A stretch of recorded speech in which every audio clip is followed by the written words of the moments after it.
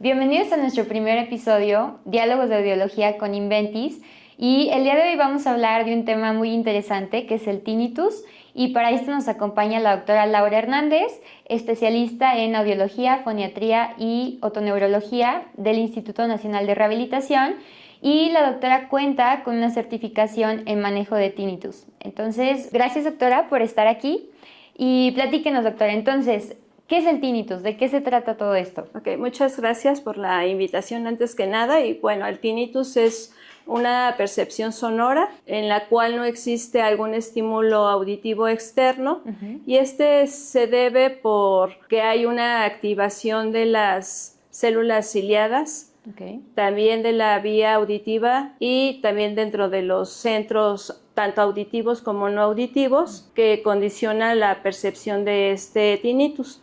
Este tinnitus pues lo podemos clasificar como intermitente o constante. El intermitente es importante mencionar que si este dura menos de 5 minutos se considera que no es patológico, sino es una reorganización de la vía auditiva, tanto de la porción periférica como de la porción central, que no condiciona ningún evento secundario, ¿no? Y ya cuando estamos hablando de un tinnitus ya patológico, pues este dura más de 5 minutos, se tiene que presentar prácticamente todos los días de la semana, ¿no? Aproximadamente el 14% de la población presenta tinnitus, pero de este 14% solo el 2.3% de los pacientes acuden a consulta porque el tinnitus resulta ser molesto o intrusivo y puede afectar la calidad de su vida, en la cual vamos a ver que puede existir alteraciones en el sueño, en la alimentación, pacientes que pueden tener tanto ansiedad como depresión. Y, por ejemplo, ¿cómo hace usted el diagnóstico para saber qué tipo de tinnitus es? Bueno, cuando llega el paciente a la consulta, pues lo primero que hacemos es hacer la historia clínica completa, lo más detallada posible. Preguntamos las características acústicas del sonido, también preguntamos si existe hiperacusia, misofonía, que pueden ser parte del mismo tinnitus. Ya que tenemos todo el interrogatorio, la exploración física, pues ya hacemos los estudios audiológicos que comprende la audiometría convencional. Es importante realizar también las interfrecuencias, audiometría de altas frecuencias, porque cierta parte de la población de pacientes con tinnitus, el tinnitus se encuentra más allá de los 8000 Hz, entonces es importante que hagamos las dos audiometrías. Hacemos la logoaudiometría normal, hacemos la acufenometría que valora las características acústicas de este tinnitus, que es la frecuencia, la intensidad, el nivel mínimo de supresión y la inhibición residual. Después también hacemos los umbrales de disconfort para saber si este paciente también tiene hiperacusia. Hacemos emisiones optoacústicas por producto de distorsión. Siempre se ha manifestado en la literatura que pueden existir alteraciones en este resultado de las emisiones, entonces también es importante poderla realizar para saber si hay alguna lesión en las células ciliadas externas. Hacemos la aplicación de escalas para poder tener un contexto mucho más amplio de nuestro paciente. Entonces aplicamos el cuestionario inicial del tinnitus y hiperacusia, el handicap de tinnitus, el handicap de hipersensibilidad a los sonidos ambientales, la escala de activación de la misofonía, el cuestionario para la disfunción de la trompa de Eustaquio, el índice de severidad del insomnio y por último no hay que dejar a un lado los trastornos de ansiedad y depresión, entonces también hacemos la escala HATS para que tengamos un panorama mucho más amplio de estos pacientes. Esto sería así como los estudios así como que podemos hacer en el consultorio, aparte de la impedanciometría también, que tenemos que hacer tímpanos, reflejos, valorar la trompa de Eustaquio, su funcionamiento. En algunos otros pacientes, dependiendo de cada uno de ellos, pues podemos hacer también la fatiga del reflejo estapedial, podemos hacer la latencia del reflejo Y en aquellos que estamos sospechando de alguna patología del sistema nervioso central, pues también podemos hacer la solicitud de potenciales provocados auditivos de tallo cerebral, un electroencefalograma. Hay pacientes que cursan con crisis epilépticas y por las características pues tendríamos que diferenciar si es una epilepsia o es un tinnitus, ¿no? Okay. Entonces también es importante que tengamos en consideración la posibilidad de hacer estos estudios.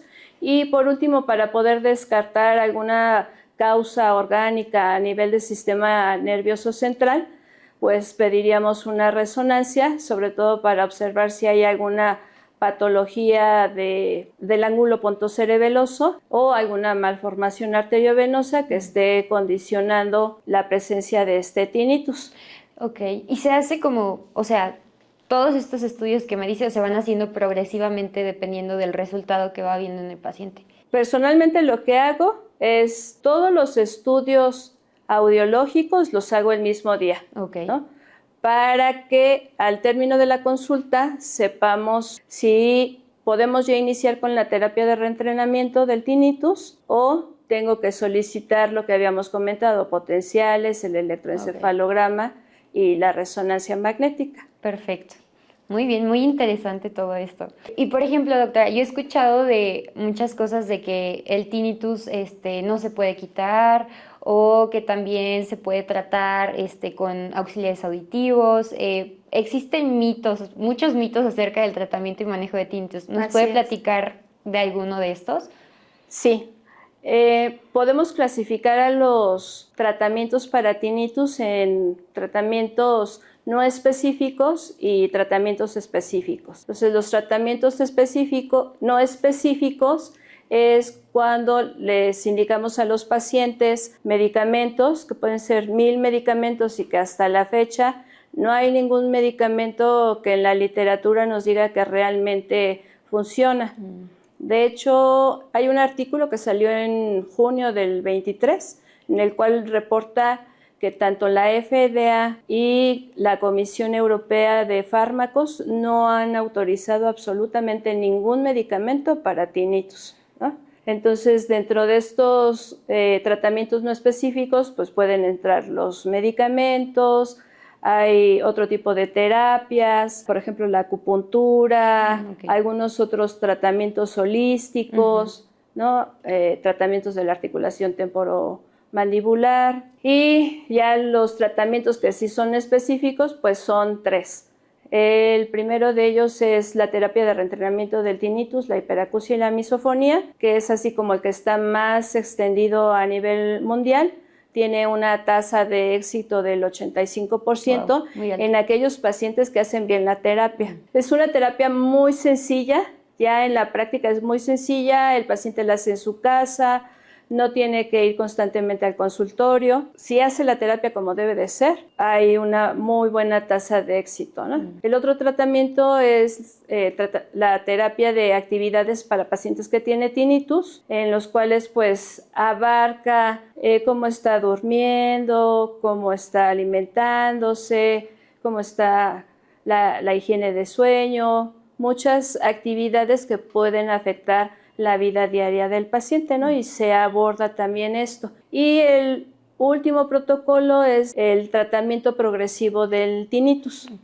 Y pues está o lo utilizan únicamente en el ejército en Estados Unidos por la cantidad de pacientes que ellos tienen. Es como más factible poder hacer una consulta, una evaluación y explicarle a muchísimos pacientes al mismo tiempo y posteriormente aquellos que requieran un tratamiento más específico, pues ya se puede individualizar la terapia dependiendo de cada uno de ellos. Ok. Entonces sí hay tratamiento. Sí hay tratamiento. Entonces, de lo que yo estoy certificada, que es la terapia de reentrenamiento del tinnitus y la hiperacusia y misofonía, tiene 2 ejes principales. Uno, que es la consejería médica, donde vamos acompañando al paciente desde que lo vemos por primera vez, le explicamos por qué interrogamos tanto, por qué aplicamos escalas, por qué hacemos esos estudios, explicarles el resultado, explicarles un poquito de la anatomía y la fisiología de lo que es el oído o la vía auditiva desde lo más periférico a lo más central, la fisiopatología del tinnitus. Entonces es como la consejería médica. Y la otra pues es la terapia sonora ya como tal, ¿no? Okay. Entonces esta terapia sonora en pacientes que son normoyentes pueden hacer la terapia ambiental, y en aquellos pacientes que tienen problemas auditivos, entonces ahí es donde vamos a poder utilizar ya los auxiliares auditivos, ¿no? ¿Y qué función tienen los auxiliares? O sea, ¿hacen como, emiten un sonido o como es un enmascaramiento? Tienen sonidos de enmascaramiento, Okay. Pero bueno, para empezar, como hay una alteración en la plasticidad cerebral de las áreas auditivas por la falta de información de la periferia, el hecho de poner un auxiliar auditivo pues le va a volver a dar al paciente la posibilidad de poder escuchar mejor, ¿no? Y de que siempre se encuentre en un ambiente bullicioso de sonido, y eso hace que nuevamente haya cambios en la plasticidad cerebral y que el paciente pueda escuchar mucho mejor. Entonces, un porcentaje, alrededor del 40% de los pacientes no requieren un enmascarador. Entonces, con el simple hecho de que tenga su auxiliar, el paciente vuelve a escuchar mejor, se reorganiza todas estas estructuras centrales y se va degradando la señal del tinnitus, ¿no? Pero hay otra cantidad de pacientes que, a pesar de que ya tienen el auxiliar auditivo y ya se les dio la terapia, o sea, las indicaciones para la terapia sonora, pues no hay como un buen resultado, ¿no? Entonces, en ellos, pues tenemos que aplicar ya lo que son los enmascaradores, y pueden ser ruidos blancos. De hecho, la terapia de reentrenamiento del tinnitus refiere que lo ideal y el número 1 es el ruido blanco, ¿no? Entonces, puede ser ruido blanco, puede ser ruido rosa, violeta, el rojo, Okay. ¿no? Y en algunos auxiliares pues también utilizan hasta olas de mar. Ok, bueno. Gracias, doctora Laura, por darnos toda esta información de muy valioso aporte académico, y gracias a todas las personas que nos están escuchando. Si les gustó, ayúdenos a compartir. Recuerden que en Inventis México contamos con soluciones para diagnosticar a sus pacientes. Y también, doctora, díganos dónde la pueden contactar todas estas personas que nos están viendo que pueden tener tinnitus. Pues si gustan pueden escribirme a mi correo electrónico, que es lahego@yahoo.com.mx, y podemos platicar el caso de forma individual, y con mucho gusto yo los puedo apoyar durante toda esta travesía del tratamiento del tinnitus. Gracias. Si les ha gustado este episodio, denle like y ayúdenos a compartirlo. Gracias.